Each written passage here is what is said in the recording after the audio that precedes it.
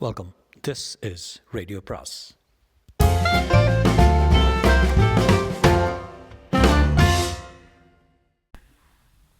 அனைவருக்கும் அன்பு வணக்கம். ராக்கி ரங்கராஜனின் கோஸ்ட் அத்தியாயம் 26. பெரியபாணி அருவியை நோக்கி ராதாமணியும் குணாவும் செல்ல செல்ல விக்ரமுக்கு நெஞ்சு பதைத்தது. உயிருக்கே அபாயமான இடத்துக்கு அழைத்து செல்லப்படுகிறோம் என்கிற உணர்வு துளியும் இல்லாமல் சாவி கொடுத்த பொம்மை போல சுற்றுப்புறங்களில் பார்வை செல்லாமல் ஜடம் மாதிரி ராதாமணியை பின்தொடர்ந்து போகும் குணாவை பார்த்து அவன் உடல் பதைத்தது. குணா, எங்கே போகிற? நில்லு நில்லு என்று தொண்டையின் பலம் கொண்ட மட்டும் கத்தினான். ஆனால் அக்கறையில் பரிசலிலிருந்து இறங்கி பாறைக்கு பாறை தாவி சென்றிருக்கும் கொண்டிருக்கும் அவர்கள் காதில் விழுவதற்கான சாத்தியம் கொஞ்சம் கூட இருக்கவில்லை. இங்கே இவனுக்கு அருகில் நின்றிருந்த 2 பேர் அவனை ஆச்சரியத்துடன் நோக்கினார். குணா, போகாத போகாத என்று மீண்டும் கூவினான் அவன். பரிசலுக்கு காத்திருந்த அந்த இருவருக்கும் இப்போது பயம் உண்டாயிற்று. அவன் முகத்தை பார்த்தார்கள். அதில் தென்பட்ட கோபமும் பதற்றமும் அவர்களை பயம் கொள்ளச் செய்தன. கேட்க முடியாத இடத்தை நோக்கி கூவுகிற இவன் நிச்சயம் பைத்தியமாகத்தான் இருக்க வேண்டும் என்று அவர்களுக்கு தோன்றியது. இவனோடு பரிசலில் போனால் நடுகாற்றில் கவிழ்த்து விடுவது சந்தேகமில்லை என்று தீர்மானித்தவர்களாக மெல்ல அந்த இடத்தை விட்டு நழுவினார்கள். குணாவின் கடைசி புள்ளி கூட விக்ரமின் பார்வையிலிருந்து மறைந்து விட்டது. இப்போது அவனும் சுழித்தோடும் காவிரியாரும் அசையாத மரங்களும் தண்ணீர் பரப்புக்கு மேலே துருத்தி நிற்கும் பாறைகளுக்கு தவிர எதுவும் இல்லை. பரிசல் குத்தகைக்காரன் ஒரு பீடியை பற்ற வைத்துக் கொண்டு மரத்தடியில் போய் உட்கார்ந்து கொண்டான். தபா, எனக்கு உடனே அக்கறைக்கு போகணுமே என்று அவனிடம் போய் கெஞ்சினான் விக்ரம். அவன் பீடியை பல்லில் கத்தி கொண்டு சிரித்தான். உன்னை என் தோள் மேலே தூக்கி போட்டு கொண்டு போக சொல்கிறியா? பரிசலை கூப்பிடுங்கய்யா என்று விக்ரம் மன்றாடினான். அதான் வந்துட்டு இருக்கிறேன் என்று எதிர்கரையில் திரும்பி வந்து கொண்டிருக்கும் பரிசலை சுட்டி காட்டினான் அவன். வந்ததும் போகலாம், கம்னிரு. ஆனால் ஆள் சேரணும். சேர்ந்த பிறகு தான் புறப்படும். அவசரம் ஐயா. யாருக்கு தான் அவசரம் இல்லை? உனக்கும் அவசரம் தான், எனக்கும் அவசரம் தான் சிரித்து கொண்டே தத்துவம் பேசினான் அவன். நீ போட்ட கூச்சலை கேட்டு பயந்து போய் இங்கே இருந்த 2 பேரும் ஓடிட்டாங்க. 8 பேராக சேர்ந்தால் தான் பரிசல் எடுக்க முடியும். அவனை வழிக்கு கொண்டு வர விக்ரமுக்கு ஒரே ஒரு யோசனை தான் தோன்றியது. பர்ஸை திறந்தான். 10 ரூபாய் நோட்டை எடுத்தான். இந்தா, எல்லா ஆளுக்கும் சேர்த்து நானே தந்துடுறேன், சரிதானே? பரிசல் வந்ததும் கிளம்ப சொல்லு. அவன் முகம் உடனே மாறியது. கூழை கும்பிடு போட்டு பணத்தை பெற்றுக்கொண்டான். எப்பவும் நான் நாயத்துக்கு கட்டுப்படுறேன் சாரே என்று சொல்லிவிட்டு, டே கருத்தான், ஸ்பீடாக வாடா என்று பரிசல் பையனுக்கு குரல் கொடுத்தான். பரிசல் வேகமாக வந்தது. கரையை நெருங்கும் முன்பே பரிசல் ஓட்டிய பையன் ஒரு பாறையில் தாவி குதித்து இறங்கி கொண்டான். மாமா, இப்படி வாங்க என்று பரிசல் குத்தகைக்காரனை கூப்பிட்டான். என்னடா வாங்கலன்னு சொல்கிறேன். பரிசல் ஏறி உட்கார விரும்பினான் விக்ரம். ஆனால் அது இன்னும் கரைக்கு வராமல் தள்ளியே இருந்தது. அவனாகவே அந்த இடத்துக்கு போக முடியாதபடி சுழலும் பாறைகளும் தடுத்து கொண்டிருந்தன. பரிசல் குத்தகைக்காரனும் பையனும் தனியே போய் கிசுகிசு என்று பேசி கொண்டிருப்பதை காண அவனுக்கு எரிச்சலாக இருந்தது. வாப்பா சீக்கிரம் என்றான் பொறுமை இழந்தவனாக. என்ன பேச்சு வண்டி இருக்கிறது இப்போ பார்த்து என்று அவன் நினைத்து கொண்டிருக்கும் போதே பரிசல் பையன் பெரிய ஆளிடம் ஒரு நோட்டு தருவதையும் மற்றவன் அதை வாங்கி சட்டைப்பையில் மறைத்துக் கொள்வதையும் கண்டான். ஒரு வினாடி தான் என்றாலும் அது 100 ரூபாய் நோட்டு என்று விக்ரம் கண்டு கொண்டான். பரிசல் பையன் இவன் பக்கமே வரவில்லை. அப்படியே பாறையாக தாவி எதிர்த்து செயல் போய்விட்டான். டே பையா, டே என்று விக்ரம் கூவுவதை லட்சியமே பண்ணவில்லை. பெரியாள் மெதுவாக அவனிடம் வந்தான். 5 நிமிடத்துக்கு முன் வாங்கி கொண்ட 10 ரூபாயை திருப்பி தந்தான். என்னையா திகைத்தான் விக்ரம். பரிசல் வராதுங்க. விக்ரமுக்கு அதிர்ச்சி. என்ன சொல்கிற நீ? ஏன் வராது? எனக்கு அவசரமாக போகணும். வராதுன்னா வராதியா? அவன் இன்னொரு பீடியை பற்ற வைத்துக் கொண்டான். அவனை தோளை பிடித்து உலுக்கினான் விக்ரம். தப்பாரு, நான் கட்டாயம் அக்கறை போயானோ, இல்லை விட்டா அக்கறையில் பெரிய அபாயம். அங்கே ஒரு கொலை நடந்தாலும் நடக்கும். போலீஸ் விசாரணையில் நீ கட்டாயம் மாட்டிக்கொள்வேன். அவன் அதற்கெல்லாம் மசியவில்லை. விக்ரம் பின்தொடராமல் இருப்பதற்காக ராதாமணி கொடுத்து அனுப்பிய லஞ்சப்பணம் நன்கு வேலை செய்கிறது என்பது புலப்பட்டது. விக்ரமின் மிரட்டல் அவனை கோபம் கொள்ள வைத்தது. என்னிட்டே வந்து போலீஸ்ன்னு சொல்கிற? 1000 போலீஸை பார்த்தவன் நான் தெரியுமில்ல, போயா பால என்றான். இவனை உருட்டலில் வழிக்கு கொண்டு வர முடியாது என்று விக்ரம் உணர்ந்தான். இவனை விட்டால் அக்கறைக்கு போக வழியும் இல்லை. ஆகவே காலில் விழுந்தாது மன்றாடுவது ஒரே மார்க்கம் என்று எண்ணியவனாக மறுபடியும் அவனை அணுகிய போது எதிர்பாராத அதிசயம் ஒன்று நடந்தது. அருகில் வந்த விக்ரமை பரிசல்காரன் நிமிர்ந்து பார்த்தான். கண்ணிமைக்கும் நேரத்துக்கும் குறைவுதான். திடீரென முகத்தில் ஒரு மிரட்சி உதித்தது. கைகால்கள் விடவிடுத்தன. இல்லைங்க, சரிங்க என்று சொல்ல முயன்றான். தந்தி அடிக்கிற மாதிரி நாக்கு நடுங்கியது. விக்ரமுக்கு ஒன்றும் புரியவில்லை. இந்த ஆள் யாரை பார்த்து பேசுகிறான்? திரும்பி தன் பின்னை நோக்கினான். ஒரு காட்டுச்செடியின் அசைவை தவிர எதுவும் தெரியவில்லை. ஆனால் விக்ரமின் பின்னை யாரோ அல்லது எதுவோ நின்று கொண்டிருப்பது போல இவன் பார்க்கிறான். தலையசைக்கிறான், நடுங்கிக் கொண்டே பேசுகிறான். இது என்ன மர்மமானாலும் இப்போது யோசனை செய்ய நேரமில்லை. பரிசல் குத்தகைக்காரன் திடீர் அச்சத்தை பயன்படுத்தி கொள்ள வேண்டியதுதான். என்ன அக்கறைக்கு அழைச்சி போறியா என்றான் குரல் கண்டிப்பை வரவழைத்து கொண்டு. ஆமாங்க, வாங்க, நானே கொண்டு போய் விடுறேன் என்று நடுங்கினான் அவன். ஆனால் பார்வை மட்டும் விக்ரமை பார்ப்பதாக இல்லாமல் அவனையும் தாண்டி அவனுக்கு பின்னே நிற்கும் ஒருவரை பார்க்கிற மாதிரி இருந்தது. பார்த்த வண்ணமே தானே தண்ணீரில் இறங்கினான். விக்ரமை அவன் பின்னால் தெரிகின்ற ஏதோ ஒன்றை திரும்பி திரும்பி அரண்டு மிரண்டு பார்த்து கொண்டே பாறைகளில் தாவினான். பரிசலை கரைக்கு இழுத்து வந்தான். எறிங்க என்றான் அச்சத்துடன். பரிசல் புறப்படுவதைக் கண்டு கரைமேட்டிலிருந்து 3-4 பேர் தாங்களும் வருவதாக விரைந்து வந்தார்கள். ஆனால் அவர்களை பரிசலால் பொருட்படுத்தவில்லை, அவர்களுக்காக காத்திருக்கவும் இல்லை. விக்ரம் ஏறி உட்கார்ந்ததும் விர் என்று துடுப்பு கோலை சுழற்றினான். பரிசல் ஒரு வட்டம் சுற்றிவிட்டு நகர்த்தது. அவன் வேக வேகமாக பரிசலை செலுத்தினான். என்ன வந்தது இவனுக்கு? திடீரென்று இவன் பயந்து பணிந்தது எதனால்? யார் இவனிடம் இந்த மாறுதலை ஏற்படுத்தினார்கள்? விக்ரமால் அறிய முடியவில்லை. பரிசலோட்டியின் முகத்தை பார்த்தான். அவன் தன்னையே பார்த்து கொண்டிருப்பது தெரிந்தது. அவன் விழிகள் வெறித்து நிலைகுத்தி நகராமல் நின்றிருந்தன. எந்திரகதியில் கைகள் துடுப்பு போட்டன. 2 நிமிடத்தில் எதிர்கரை வந்தது. இந்த பரிசல்காரனை பற்றிய புதிரை மேற்கொண்டு யோசித்தவாறே குதித்தான். அவன் திருப்பி கொடுத்துவிட்ட 10 ரூபாய் நோட்டை மறுபடியும் எடுத்து நீட்டினான். பரிசலோட்டி அதை வாங்கி கொள்ளவில்லை. கையெடுத்து கும்பிட்டான். காலோடு தலை உதறலுடன் ஏதோ சொல்லுவதற்கு மீண்டும் முயன்று மீண்டும் வார்த்தைகள் தொண்டைக்குழியில் சிக்கிக் கொண்டார் போல் திணறினான்.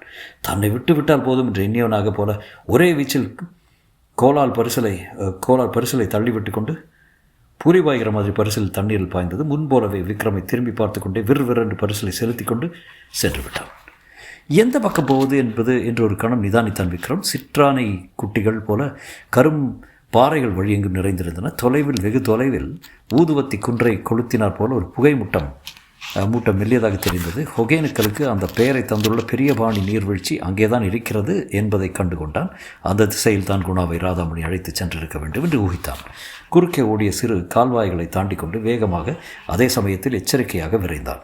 தான் போகும் வரை குணாவுக்கு எந்த ஆபத்தும் ஏற்படாமல் இருக்க வேண்டும் என்று தவித்து கொண்டே அங்கங்கே முளைத்திருக்கும் புதர்களுக்கும் பாறைகளுக்கும் பின்னால் பதுங்கி முன்னேறினான். பெரிய பாணியை அடைந்தபோது அந்த காட்சி அவனை மெய்சிலிருக்க வைத்தது. பிரம்மாண்டமான அகலத்துக்கு பிரளயமாக தண்ணீர் கொட்டி கொண்டிருந்தது. வெள்ளையர் என்று காகித தாள் ஒன்று மாபெரும் பரப்பில் விழுந்து கொண்டிருப்பது போல தோன்றியதை தவிர தனித்தனி தண்ணீர் திவலைகளாக தெரியவில்லை. காதை செவிடுபடுத்தும் ஓசையுடன் பாதாளத்தில் விழும் தண்ணீர் முட்டி மோதி கொந்தளித்து சீறிக்கொண்டு சிவ்வென்று ஒரு புகை மண்டலத்தை மேலே அனுப்பி கொண்டிருந்தது. அடிவாரத்தில் ராட்சச மல்லர்களைப் போல கட்டி புரண்டு கொண்டிருந்த நீரலைகள் 100 கோடி குடங்களில் கறந்த பாலை கொட்டினார் போல் நுரையை உற்பத்தி செய்து கொண்டிருந்தது. பார்க்கவே தலை சுற்றும். அங்கே எந்த மனித உயிரும் விழுந்து பிழைக்க முடியாது. பிரமிக்க பண்ணும் அந்த இயற்கையின் ஆக்ரோஷத்தை கண்ட அதே வினாடி தன் இருதய துடிப்பை நிற்கச் செய்யக்கூடிய இன்னொரு பயங்கரத்தையும் விக்ரன் கண்டான். பாறைகளின் 2-3 அடுக்குகளின் கீழே ராதாமணியும் குணாவும் நின்றிருந்தார்கள். காரணம் தப்பினால் மரணம் என்னும்படியான அபாயகரமான விளிம்பு அந்த இடம். ராதாமணி சற்று உட்புறமாக பின்புறம் இருந்த பாறையில் முதுகை சாய்ந்தாற் போல் பாதுகாப்பாக இருந்தால், குணா நின்றிருந்த இடம்தான் விளிம்பு. அவளுக்கு பின்னால் எதுவும் இருக்கவில்லை. ஹோவென்று வாய் பிளந்துள்ள அருவி பள்ளத்தை தவிர அந்த காட்சி அவனுக்கு நடுக்கத்தை ஏற்படுத்தியது. குணா, அங்கே நிற்காத, மேலே வந்துரு என்று கூவினான். அது அவர்கள் காதிலேயே விழவில்லை. குணா முன்போலவே எந்திர பதுமையாக ராதாமணியை பார்த்தபடி நின்றிருந்தாள். ராதாமணி அவள் தோள்களை தன் 2 கைகளால் பிடித்து அழுத்தி கொண்டு எதை சொல்லியவாறு இருந்தாள். நடுவே சூனிய சித்திரம் வரைந்த தன் உள்ளங்கையை பார்த்த வண்ணமாகவும் இருந்தாள். அவள் முகத்தில் அளவற்ற வெறுப்பும் சினமும் மண்டியிருந்தன. அவள் எண்ணம் விக்ரமுக்கு புரிந்தது. ஒரு முறை தன் கையை விட்டு ஓடிய குணா இனி திரும்பி ஓடிக்கொண்டுதான் இருப்பாள். வல்லவனுக்கு வல்லவன் வையகத்தில் உண்டாகையால் எந்த நிமிடத்திலும் இன்னொரு பெரிய சக்தி நம்மை அடிக்கக்கூடும். அப்படி நேருமுன் இவளை ஒழித்துவிட வேண்டும். இப்படி எண்ணித்தான் குணாவை இந்த தனி இடத்துக்கு அழைத்து வந்திருக்கிறாள். இது புரிந்ததும் விக்ரமின் அச்சம் அதிகரித்தது. இன்னும் பலமாக குணா குணா என்று கத்தினான். அதுதான் காதில் விழுந்ததோ அல்லது வேறு ஏதோ வென்றோ ராதாமணி திடுக்கிட்டு நிமிர்ந்து நின்றாள். எந்த வினாடியும் குணாவை தள்ளிவிடப் போகிற மாதிரி அவள் தோளை அழுத்தி கொண்டிருந்த தன் கைகளை விருட்டென்று விலக்கி கொண்டாள். அவள் முகத்திலிருந்து வெறுப்பு நீங்கி பீதி பரவிய மாதிரி இருந்தது. கைகளை மறுபடி குணாவின் மீது வைக்க முயன்றாள். மறுபடியும் விலக்கி கொண்டாள். இல்லை, இவளாக விலக்கவில்லை. கண்ணுக்கு தெரியாத ஏதோ ஒன்று ராதாமணியின் கைகளை பிடித்து தள்ளுகிறது. குணாவை தொடாதபடி தடுக்கிறது. 2 பாறை அடுக்குக்கு மேலாக நின்றிருந்த விக்ரமுக்கு நெட்டுயிர்த்தது. யார் அவள் கைகளை விளக்குகிறார்கள்? குணாவுக்கு கோர முடிவை ஏற்படுத்த விடாமல் ராதாமணியை யார் தள்ளுகிறார்கள்? அவன் சிறையென நின்றான். அதே சமயம் ராதாமணி தன் உள்ளங்கையை பார்த்து கொண்டாள். சூன்ய கோலம் வரைந்த அந்த கை திடீரென்று முறுக்கினார் போல் மடங்கியது. விடு விடு என்று அவள் கூவது அவனுக்கு காதில் விழாவிட்டாலும் அந்த அலறலை அவனால் ஊகிக்க முடிந்தது. யாரோ ராதாமணியின் கையை வளைக்கிறார்கள், முறுக்குகிறார்கள். அவள் திமிர பார்க்கிறாள், கையை விடுவித்துக் கொள்ள பார்க்கிறாள், முடியவில்லை.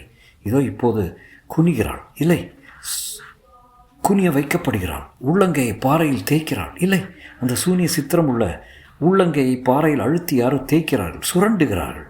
அவள் வலி தாங்காமல் அலறுகிறாள், துடிக்கிறாள். விக்ரம் அதிர்ச்சி அடைந்தான். இப்போது பாறை திடீரென்று சிவப்பாயிற்று. அவள் உள்ளங்கை ரணமாய் அதிலிருந்து பெருகும் ரத்தம் ஈரமான பாறையின் சுவர்களை சிவக்க வைத்தது. அத்தியாயம் 27. என்னை விடு, என்னை விட்டுரு என்று ராதாமணி கத்தினாலோ என்னவோ. அவனுக்கும் அவர்களுக்கும் இருந்த தூரத்தினாலும் அருவியின் கர்ஜனையினாலும் அந்த சத்தம் விக்ரமுக்கு கேட்கவில்லை. ஆனால் அவன் திமிருவதும் வளைவதும் தெளிவதும் நெளிவதும் அவனுக்கு தெள்ளத் தெளிவாக தெரிந்தது. யாருடைய ராட்சச பிடியிலிருந்தோ தன்னை விடுவித்துக் கொள்ள அவள் போராடுவது புரிந்தது. ஈரமான பாறையில் அவளுடைய உள்ளங்கை, சூன்ய கோலம் வரையப்பட்ட உள்ளங்கை வலுக்கட்டாயமாக தேய்க்கப்பட அந்த உரசலை தாங்க மாட்டாமல் ரத்தம் செக்கச்சவேறு பீரிட அவர்களுடைய காலடியில் பாறை செந்நிறமாக ஆக விக்ரம் இன்னொரு அதிசயத்தையும் கவனித்தான். கெஸ்ட் ஹவுஸில் புறப்பட்டது முதல் இயந்திரம் போல, முடுக்கிவிட்ட பதுமை போல இருந்த குணாவிடம் ஒரு மாறுதல் மெல்ல மெல்ல இப்போது ஏற்பட்டது. வெகு நேரம் மயக்கமாக கிடந்தவள் சிறிது சிறிதாக உணர்வு பெறுவது போல அவள் கைகள் தடர்ந்து அசைந்தன. முகம் இயல்பாக திரும்பி நாற்புறமும் பார்த்தது. அவள் 20-25 அடி கீழே இருந்த போதிலும் அந்த முகத்தில் ரத்தம் பரவி கன்னமும் உதடுகளும் உயிர் பெற்றாற்போல் மென்மைப்படுவதை கண்டான். அவள் விழிகள் சஞ்சலத்துடன் அசைந்தன. சில நிமிடங்களில் அவள் முழு பிரக்ஞையும் பெற்றவளாக திடுக்கிட்டு தன் சுற்றுப்புறத்தை கவனித்தால் கீழே பரவும் இரத்தத்தையும் ராதாமணி திமிருவதையும் பார்த்து பயந்து அலறுவது விக்ரமுக்கு தெரிந்தது. வாயின் முன் கைகளை குவித்து கொண்டு, குணா, நான் இங்கே இருக்கிறேன், பயப்படாத என்று தொண்டை கிழிகிற மாதிரி கத்தி குரல் கொடுத்தான். முதலில் அவள் கவனிக்கவில்லை. அவன் பலமுறை கூவிய பிறகு தற்செயலாக மேற்புறம் பார்த்தவள் முகம் மலர்ந்தாள்.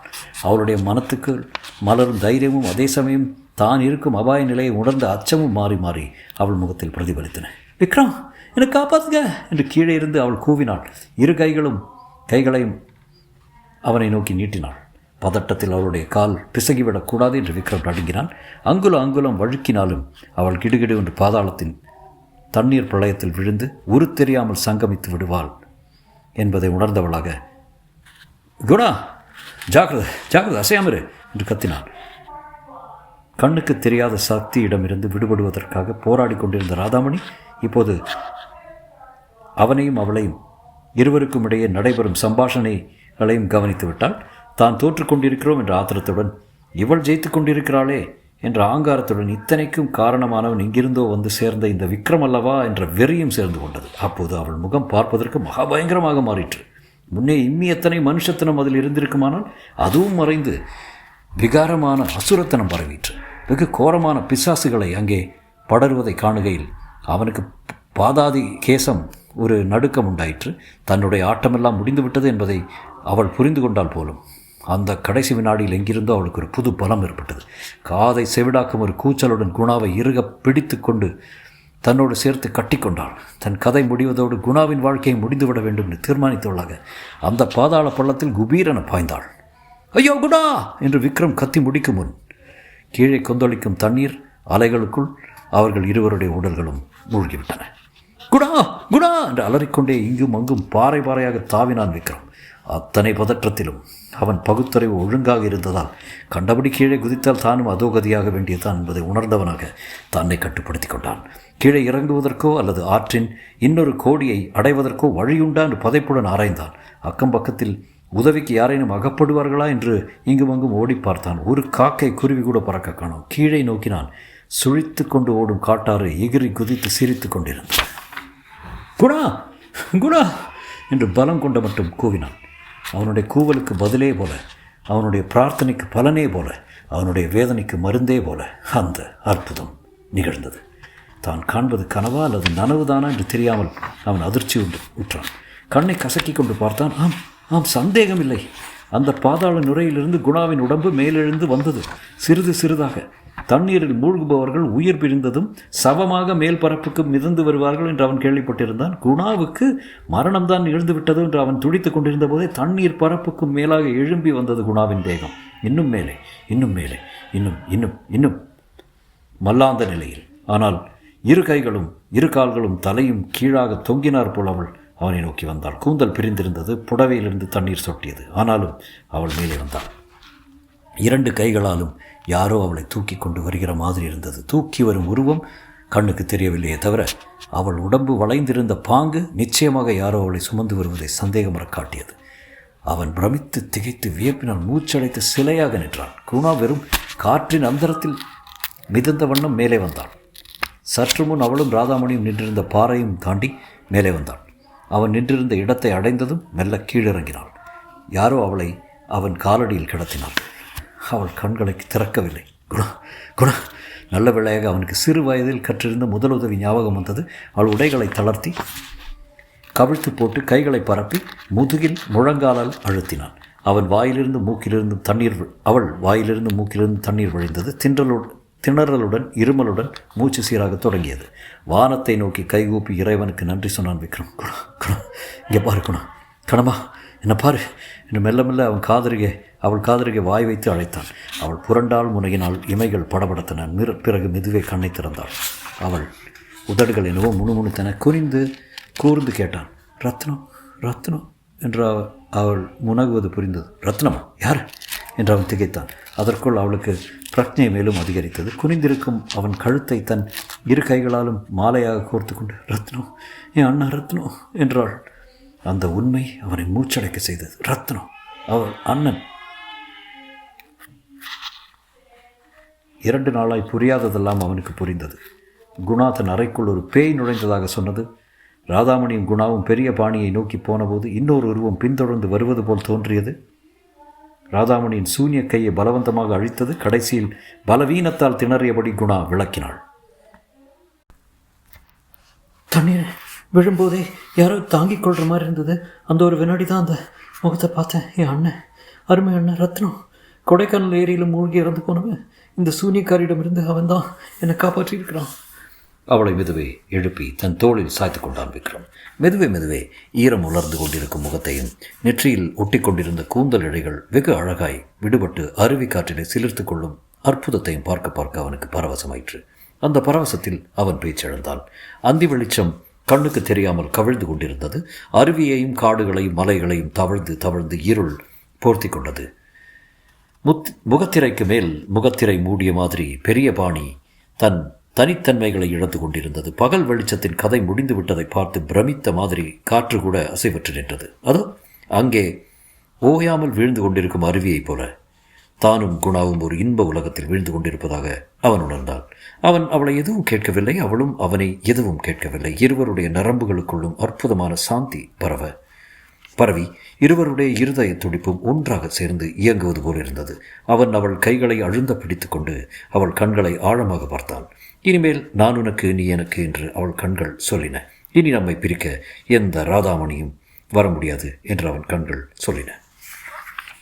நரேஷ் கதையை முடித்தபோது துங்கபத்ராவின் அழகிய கருங்கல் பாறைகளில் ஒன்றில் நாங்கள் உட்கார்ந்திருந்தோம். சலசலவென்று நதி ஓடிக்கொண்டிருந்ததால் குணாவின் அதிசய கதையும் ஒகேனக்கலின் நீர்வீழ்ச்சியும் என் கண் முன்னே நிகழ்வது போன்ற பிரமை எனக்கு ஏற்பட்டிருந்தது. வா போலாம் என்று நரேஷ் எழுந்தான். ஈர வேட்டியை கட்டிக்கொண்டு அவனை பின்தொடர்ந்தேன். ராகவேந்திர சுவாமிகளின் மந்திராலயத்துக்கு செல்லும் வழியில் பக்தர்களும் நேர்ந்து கொண்டவர்களும் கூட்டமாக எதிர்பட்டார்கள். அவர்களில் பலர் தொழுநோய்க்காரர்கள், குழந்தை செல்வத்துக்காக நேர்ந்து கொண்டு வந்துள்ள பல கணவன் மனைவிகள், கல்யாணமாக வேண்டும் என்று பிரார்த்தித்து கொண்டு வந்துள்ள கன்னிப்பெண்கள். ஒவ்வொருவரும் அவரவருக்கு தெரிந்த நாமாவளியையோ தோத்திரத்தையோ மெல்லிய குரலில் சொல்லிக்கொண்டு சென்றார்கள். எல்லாருடைய முகங்களிலும் நம்பிக்கை, எதிர்பார்ப்பு, ஆவல். என் நடை தயங்குவதையும் என் முகத்தில் வேதனைப்படுவதையும் படருவதையும் நரேஷ் கவனித்து விட்டான். என்ன ராஜா என்றான். எனக்கு என் சொந்த பிரச்சனை ஞாபகம் வந்துடுச்சு. நரேஷ், என் கஷ்டம் தீருமா என்று என் குரல் தழுதழுக்க. கட்டாயம் தீரும். இல்லாமல் எத்தனை 1000 பேர் இங்கே வந்து அலமோதுறாங்க. நம்பிக்கணும் இரு. மந்திராலயத்துக்கு வந்துடுறவங்க பலன் கிட்டாமல் போகிறதில்ல. இருந்தாலும் நரேஷ், என் கஷ்டம் என்னென்னா, சொல்லாதே என்று மீண்டும் அதட்டினான் அவன். உன் கஷ்டத்தை சுவாமிகளின் சந்நிதியில் அவருக்கு மட்டும் கேட்கும்படி சொல்லு, மனித காதுகளில் போடாதே என்று முன்போலவே எச்சரித்தான். கோவிலுக்குள் சென்று முதலில் ஆஞ்சநேயரை வணங்கினோம். ராகவேந்திர சுவாமிகளின் சமாதி உள்ள பிருந்தாவனத்தை தரிசனம் செய்து கொண்டே 5 இடங்களில் 5 நமஸ்காரம் பண்ணினோம். அரச மரம் வேப்ப மரங்களின் கீழே பிரதிஷ்டை பண்ணி வைத்திருப்பதாய் கண்டுவிட்டு திரும்பிய போது சுவாமிகளின் சமாதியில் பஞ்சாமிர்த அபிஷேகம் நடைபெற்றுக் கொண்டிருந்தது. அதையும் அடுத்து நடைபெற்ற அலங்காரங்களை பக்தர்களின் திருக்கூட்டத்துடன் சேர்ந்து நின்று தரிசனம் செய்தோம். தூபமும் தீபமும் கோஷமும் மந்திரமும் அந்த புனிதமான சூழ்நிலை என்னை நெகிழ்வைத்தது. ஆஞ்சநேயர் சன்னதிக்கும் சுவாமிகளின் சன்னதிக்கும் நடுவே அகலமான மேடை ஒன்று இருந்தது. இரண்டொருவர் அங்கே உட்கார்ந்து மௌனமாக தியானம் செய்து கொண்டிருந்தார்கள். நரேஷ், நாமும் கொஞ்சம் நேரம் உட்கார்ந்துருக்கலாமே. நானும் அதை தான் சொல்ல நினச்சேன். ஆனால் அதுக்கு முன்னே இன்னொரு முக்கியமான வேலை இருக்குது, அதையும் முடிச்சுட்டு வந்துடலாமா என்று அவன் என்னை வெளியே அழைத்து சென்றான். முக்கியமான வேலை என்று அவன் குறிப்பிட்டது சாப்பாட்டை தான். ஆயிரக்கணக்கானோருக்கு மந்திராலயத்தில் அன்றாடம் அன்னதானம் நடைபெறுகிறது. அதற்கான சீட்டுகளை வாங்கி கொண்டான் நரேஷ். திரும்பி வருகையில் ஒரு மோட்டாவான ஆள் என்னை இடித்து கொண்டு தாண்டி சென்றான். கொஞ்ச நேரமாகவே அவன் என் முன்னாலும் பக்கத்திலும் பின்னாலும் வந்து போய் கொண்டிருப்பதை கவனித்திருந்தேன். கொஞ்சம் அவசரக்காரனாக தோன்றினானே தவிர மற்றபடி எந்த விதத்திலும் கெட்டவனாக தோன்றவில்லை. இருந்தும் எனக்கு ஏனோ அவனிடம் ஒரு வெறுப்பும் கோபமும் ஏற்பட்டன. சில பேரை கண்ட காரணம் இல்லாமல் நமக்கு வெறுப்பு வருது நரேஷ். அதோ அந்த அந்த ஆளை எனக்கு பிடிக்கல. ஏன் போன ஜென்மத்தில் நானும் அவனு எதிரியாக இருந்திருப்பாமான்னு என்று நண்பரை கேட்டேன். நரேஷ் சிரிக்கவில்லை. அவன் முகத்தில் சிந்தனை கோடுகள் ஆழமாக வருகிட்டன. போன ஜென்மத்தில் தான் எதிரியாக இருக்க வேண்டும் என்பதில் 8 ஜென்மம் 10 ஜென்மங்களுக்கு முன்னால் கூட 400-500 வருடங்களுக்கு முன்பு கூட பகைமை ஏற்பட்டிருந்து திடீர்னு வெடிப்பது சாத்தியம்தான் என்றான். நவநீதனுக்கு அப்படித்தான் இருந்தது. நான் அவனை தூண்டவில்லை. எதுவும் பேசாமல் அவன் முகத்தை நோக்கினேன். அவனுடைய அடுத்த கதை தானாகவே வரும் என்று நினைத்தேன். வந்தது. 500 வருடத்து பகைமை. நடுத்தர வகுப்பினரின் சராசரியான பிரதிநிதி நவநீதன். அந்த வர்க்கத்தின் பொறாமை, ஆசை, அச்சம், நம்பிக்கை, அவநம்பிக்கை, பலம், பலவீனம் எல்லாம் அவனிடம் இருந்தன. பழைய மாம்பலத்தின் 2 சாரி தெருக்களில் சின்ன குடித்தனக்காரர்கள் எப்படி இருப்பார்களோ அப்படியே அவனும் இருந்தான். வாசல் பக்கத்து ஜன்னலில் கண்ணாடியை மாட்டிக்கொண்டு ஷேவ் செய்து கொள்வான்.